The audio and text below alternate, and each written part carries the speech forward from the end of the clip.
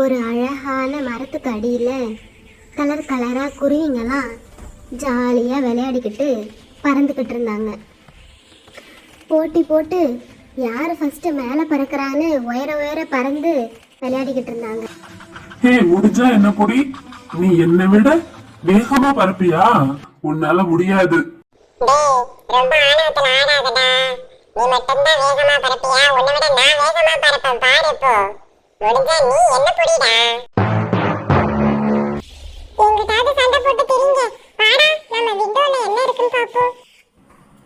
இந்த ஓனர் அம்மா மட்டும் விதவிதமா சமைச்சு சாப்பிடுறாங்க. நமக்கு ஏதாவது அரிசி பருப்பு போடுவோன்னு இல்லாம பாரு, ஒரே சிக்கனு மட்டனு விட்டா நம்மளையும் சேர்த்து சமைச்சு சாப்பிட்டுருவாங்களாட்டிங்குது. வாடா, இங்கிருந்து முதல்ல கிளம்புவோம். இந்த வீடு ரொம்ப வீக்கா இருக்கு. என்ன ஒரு ஆள் ஏறி உட்கார்ந்ததுக்கு இந்த ஆட்டம் ஆடுது. அடுத்த தடவை அப்பா கிட்ட சொல்லி இதையே சரி பண்ண சொல்லணும். காத்து வேற பலமா அடிக்குது.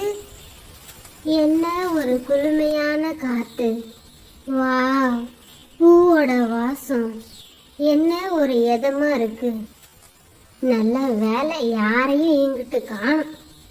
அப்பா, எல்லாம் சும்மா கியா முயான்னு கத்திக்கிட்டே கிடக்குங்க. கொஞ்ச நேரம் நிம்மதியா இருப்போம். இப்பதான் சொல்லி வாய மூடல. ஏண்டா மித்து, எம்பிட்டு காத்து அடிக்குது, இங்கிட்டு என்ன பண்ற? போடா வீட்டுக்கு. உங்க அம்மா கிட்ட சொல்லி விடணுமா? ஐயோ, ரொம்ப பயந்துட்டேன். சொன்னா சொல்லிக்கோங்க போங்க. நீங்க மட்டும் இங்க என்ன பண்ணிக்கிட்டு இருக்கீங்க? ஏன் உங்களுக்கெல்லாம் மழை காத்து அடிக்கலையா?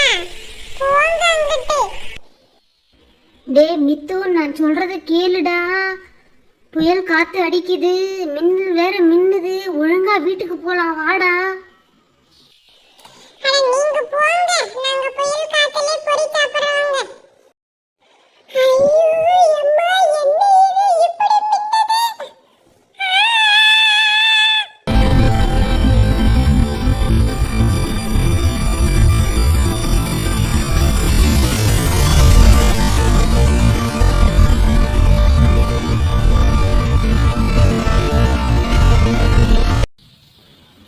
நல்ல வேலை அங்க வந்த காக்கா அந்த குருவியை காப்பாத்தி பத்திரமா ஒரு ஆழ மரத்துக்கிட்ட கொண்டு போய் விட்டுடுச்சு. அந்த காக்கா மட்டும் வரலன்னா அந்த குருவியோட நிலைமை என்ன ஆயிருந்திருக்கும். அப்புறமா அந்த ஆழ மரத்துல நிறைய குருவிங்க எல்லாம் ஜாலியா ஹாப்பியா விளையாடிக்கிட்டு இருந்தாங்க. ஏண்டி ராக்கு, இந்த கதையை கேட்டியா? நான் அம்பிட்டு சொன்னேன்டி அந்த மித்து பையன்கிட்ட.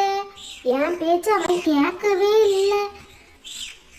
ஏதாவது ஒண்ணு கிடக்க ஒண்ணு இந்நேரம் ஆயிருந்தா என்னத்துக்கு ஆகுறது? இந்த காலத்து பிள்ளைங்க சொல்ற பேச்சே கேட்க மாட்டேங்கிறாங்க. மழை இடி இடிக்கிறப்பெல்லாம் வெளியில போகக்கூடாதுன்னா அந்த மித்து பையன் கேட்கவே இல்லடி. நானும் அம்பிட்டு நேரம் கூட்டு பார்த்தேன். சரிதான் போலான்னு வந்துட்டேன் நானு. கேட்டேன்க்கா, நீங்க அம்பிட்டு சொல்லி அந்த பையன் கேட்கலன்னா அவனுக்கு எல்லாம் அம்பிட்டு திமிர வேண்டி கிடக்கு. அவனை எல்லாம் அப்படியே விட்டுருக்கணும்.